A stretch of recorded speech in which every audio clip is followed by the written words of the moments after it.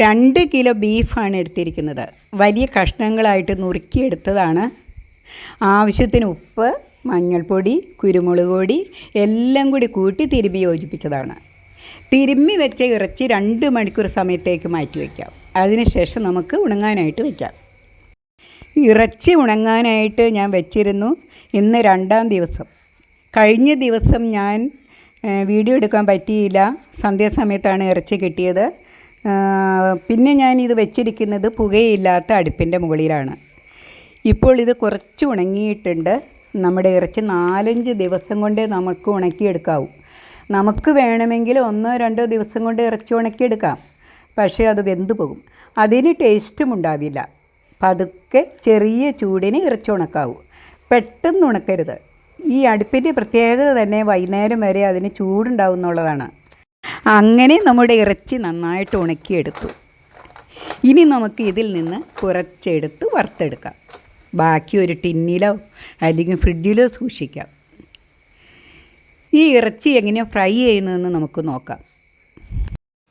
ഒരു പാത്രത്തിൽ നമ്മൾ ഒരു 8-10 എടുത്ത് വയ്ക്കുക.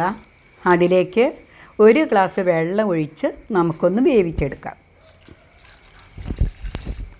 വേവിക്കാൻ വെച്ച ഇറച്ചിയുടെ വെള്ളം നന്നായിട്ട് വറ്റി വരണം.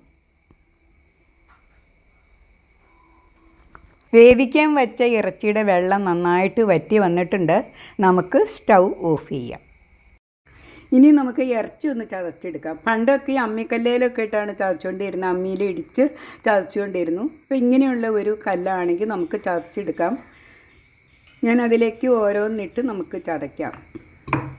ഒന്ന് ചതച്ച് കിട്ടിയാൽ മതി. നമ്മൾ ചുട്ടൊന്നുമല്ല ചതയ്ക്കുന്നത്, വേവിച്ച് ചതയ്ക്കുന്നത് കൊണ്ട് പെട്ടെന്ന് തന്നെ ഒന്ന് ചതച്ച് കിട്ടും. ഇനി ഇതുപോലെ ഒന്ന് ചതച്ചെടുത്താൽ മതി. കണ്ടല്ലോ. ഇനി നമുക്ക് എല്ലാം അങ്ങനെ ഒന്ന് ചതച്ചെടുക്കാം. അങ്ങനെ നമ്മുടെ ഇറച്ചിയെല്ലാം ചതച്ചെടുത്തിട്ടുണ്ട്. ഇനി നമുക്ക് മിക്സിയിലൊന്ന് കറക്കിയെടുക്കണം. അപ്പോൾ എല്ലാം വേറിട്ട് വരും. അങ്ങനെ നമ്മൾ ചതച്ചെടുത്ത ഇറച്ചി മിക്സിയിലൊന്ന് കറക്കിയെടുത്തിട്ടുണ്ട്. അത് ഇതുപോലെ നൈസായിട്ട് വരും. കണ്ടല്ലോ, കീറി ചതഞ്ഞ് വരും. ഇനി ഇത് നമുക്കൊന്ന് വറുത്തെടുക്കാം. ഒരു പാൻ വെച്ചിട്ടുണ്ട്. നമുക്കിതിലേക്ക് ആവശ്യത്തിന് എണ്ണ ഒഴിക്കാം.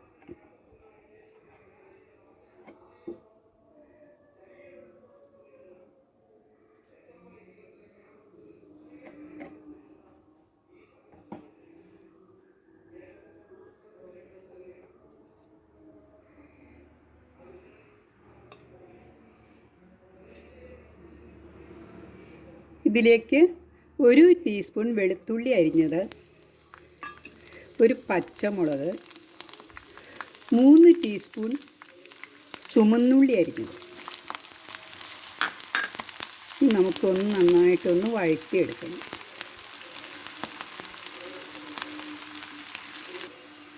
ഉള്ളി മൂത്തിട്ടുണ്ട്. നമുക്കിതിലേക്ക് നമ്മൾ എടുത്ത് വെച്ച ചതച്ച് വെച്ച ഇറച്ചി ഉണ്ടല്ലോ, അത് ചേർക്കാം.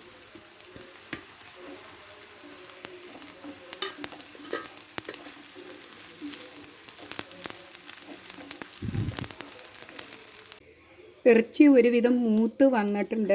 ഇനി നമുക്ക് ഇതിലേക്ക് നമ്മൾ ക്രഷ് ചെയ്ത മുളക് ചേർക്കാം. 1 ടീസ്പൂൺ മുളക് ചേർക്കുവാണ്.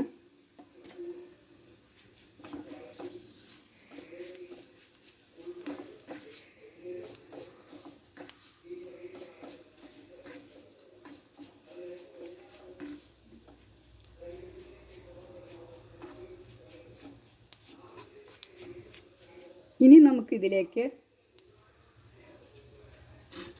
1/4 ടീസ്പൂൺ കുരുമുളക് പൊടിച്ചത്,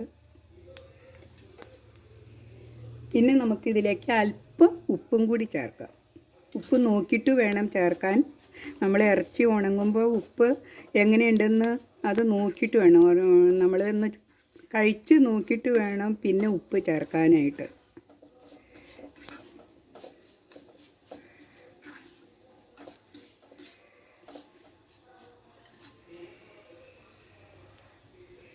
ഇനി നമുക്ക് കുറച്ച് കറിവേപ്പിലയും കൂടി ചേർക്കാം.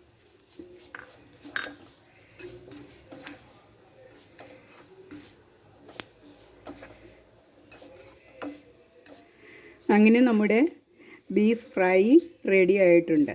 ഉണക്കിറച്ചി ചതച്ച് വറുത്തത്.